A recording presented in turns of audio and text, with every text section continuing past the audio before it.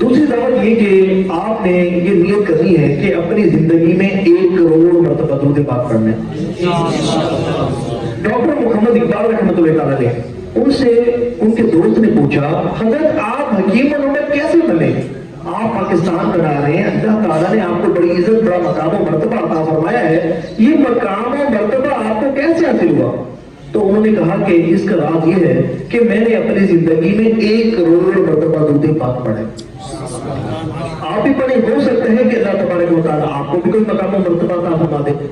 اور تاریخ گواہ ہے، کتابیں ایسے لوگوں کے واقعات سے بڑی بڑی ہیں کہ جنہوں نے دنیا میں درود پاک کی کثرت کی تو رب کریم نے انہیں دنیا اور آخرت میں بلند کر دیا اور انہیں ایسا مقام عطا فرمایا، ایسا مرتبہ عطا فرمایا کہ عام آدمی اس کا تصور بھی نہیں کر سکتا۔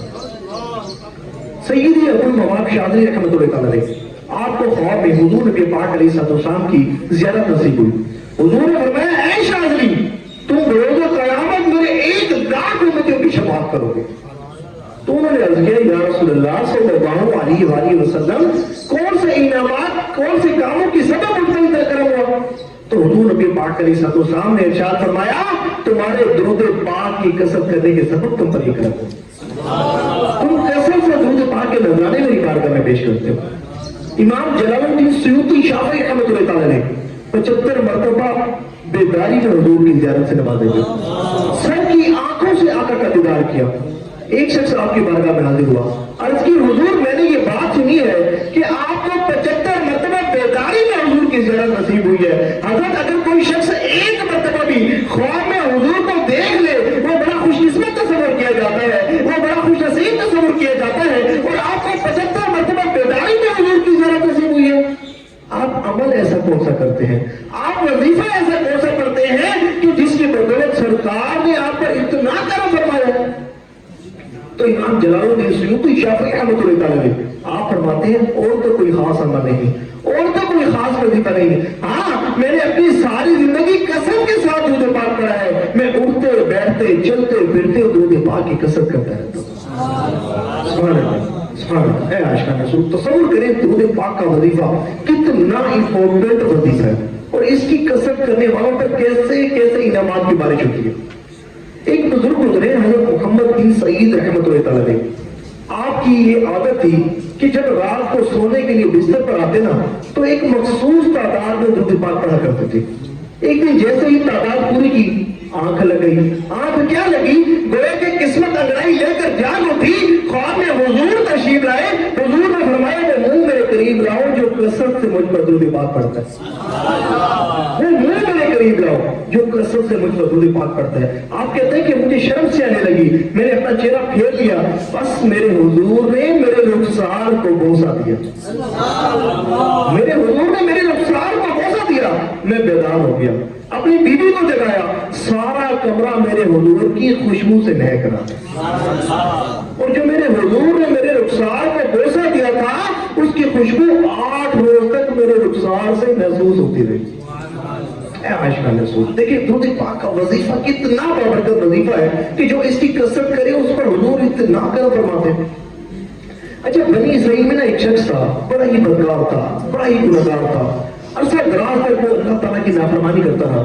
تو جب اس کا انتقال ہوا تھا نا تو لوگوں نے اسے اٹھا کر کچرے کے ڈھیر پر ڈال دیا۔ اللہ کے شان والے نبی حضرت موسیٰ علیہ نبینا علیہ السلام کی طرف رب کریم نے وحی فرمائی، حکم ہوا کہ ہمارے ایک محبوب بندے کا انتقال ہو گیا ہے اور لوگوں نے اسے اٹھا کر کچرے کے ڈھیر پر ڈال دیا ہے، آپ جائیں اور اس کی کفن دفن کا انتظام کریں۔ تو اللہ کے نبی اللہ کے حکم سے تشریف لے جاتے ہیں، اس شخص کو کچرے کے ڈھیر سے اٹھاتے ہیں، اس کے کفن دفن کا انتظام کرتے ہیں، پھر کوئی دور پر تشریف لے جاتے ہیں، رب کریم سے ہم کلام ہوتے ہیں، عرض کرتے ہیں، مولا وہ شخص تو بہت گنہگار تھا، بہت بدکار تھا، تمہیں کون سی انعامت، کس کام کے سبب اس پر کیا فرمایا؟ تو رب کریم نے فرمایا، میں جانتا ہوں کہ وہ بہت بدکار تھا، بہت گنہگار تھا، بہت گنہگار تھا، لیکن زندگی میں ایک مرتبہ اس نے تورات شریف کھولی تھی، اس میں میرے حبیب کا نام نامی پڑا تھا، میرے حبیب کے نام کو پڑھ کر میرے حبیب کے نام کو چوما تھا، میرے حبیب کے نام کو چوم کر میرے حبیب پر درود پڑا تھا۔ اے موسیٰ، ہماری رحمت نے گوارا نہ کیا کہ کوئی شخص ایک مرتبہ بھی میرے حبیب پر درود پڑے اور مرنے کے بعد یوں ذلیل اور رسوا کیا جائے، اس لیے ہم نے اس پر اتنا کرم فرمایا۔ اے عاشقان رسول غور کریں، وہ شخص ہمارے آقا کا امتی نہیں تھا، پچھلے امتیوں میں سے ایک امتی تھا اور تھا بھی گناہگار امتی. تو جب ایسا شخص صرف ایک مرتبہ درود پاک پڑھے اور اللہ کریم اس پر اتنی رحمتوں کا نزول فرماتا ہے، تو تصور کریں کہ جو اپنی زندگی میں 1 کروڑ مرتبہ درود پاک پڑھے گا، اللہ کریم اسے کتنے انعامات سے نوازے گا. تو دیکھیں یہ جو 1 کروڑ مرتبہ درود پاک پڑھنے والے ہیں نا، اب میں بتا رہا ہوں ان پر کرم کیسا ہوتا ہے. ایک بزرگ گزرے حضرت احمد کبیر رفاعی رحمۃ اللہ علیہ، جب بھی درود پاک پڑھتے نا تو اس تصور کے ساتھ درود پاک پڑھتے کہ میں مواجہ شریف کے سامنے حاضر ہوں اور بیٹھا درود پاک پڑھ رہا ہوں. جب بھی درود پاک پڑھتے یہ تصور کہ سنہری جالیوں کے سامنے بیٹھا ہوں اور درود پاک پڑھ رہا ہوں، میں درود پاک پڑھ رہا ہوں، میرا نور میرا درود پاک سن بھی رہے ہیں اور مجھے دیکھ بھی رہے ہیں. جب بھی درود پاک کرتے یہ تصور جو ہے وہ ذہن میں ہوتا. تو جب آپ پر کرم ہوا، جب آپ کو مدینہ شریف حاضری کا شرف حاصل ہوا، جب حضور نبی پاک علیہ السلام کے بارگاہ میں حاضر ہوئے تو عرض کیا یا رسول اللہ صلی اللہ علیہ وآلہ وسلم، جب میں رفاع میں ہوتا تھا تو اپنی روح کو بھیجا کرتا تھا، میری روح آپ کی بارگاہ میں حاضر ہو کر درود پاک کے نذرانے پیش کیا کرتی تھی. یا رسول اللہ آج میں اپنی روح اور جسم کے ساتھ آپ کی بارگاہ میں حاضر ہوں، کیا مجھ پر آج کرم نہیں فرمائیں گے؟ کیا آج مجھ پر کرم نہیں فرمائیں گے؟ یہ الفاظ کی تکرار شروع کر دی اور تکرار کرتے کرتے السلام علیکم کہہ کر اپنا ہاتھ سنہری جالیوں کے سامنے بڑھایا. پھر موقع پر موجود زائرین نے دیکھا، تمام عاشقان رسول نے دیکھا. کیا دیکھتے ہیں کہ حضور کا مبارک دست اقدس سنہری جالیوں کے باہر تشریف لایا اور آپ کو حضور کے دست اقدس کو بوسہ دینے کا بھی شرف حاصل ہوا اور جو ہے وہ مسافہ کرنے کا شرف بھی حاصل ہوا. اے عاشقان رسول، یہ ہوتے ہیں درود پاک کی کثرت کرنے والے. امام غزالی رحمۃ اللہ تعالی بڑی پیاری بات ارشاد فرمائی، فرمایا کہ ایک مسلمان کو کیسا ہونا چاہیے. جہاں اور بہت ساری باتیں آپ نے لکھی، وہاں یہ بات لکھی کہ ہر وقت تصور رکھو کہ میں مواجہ شریف کے سامنے آتا ہوں. کتنی پیاری بات، ہر وقت یہ تصور رکھو کہ میں مواجہ شریف کے سامنے حاضر ہوں.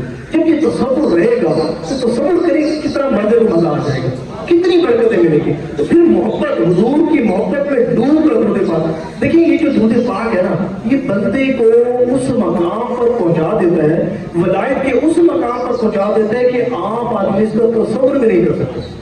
یہ بہت بڑا اور وظیفوں کا وظیفہ ہے. لیکن ایک بات یاد رکھیں کہ کیونکہ ظاہر ہے کہ یہ بہترین وظیفہ ہے، صاف و شفاف وظیفہ ہے اور اس کو نسبت حضور نبی پاک علیہ السلام سے.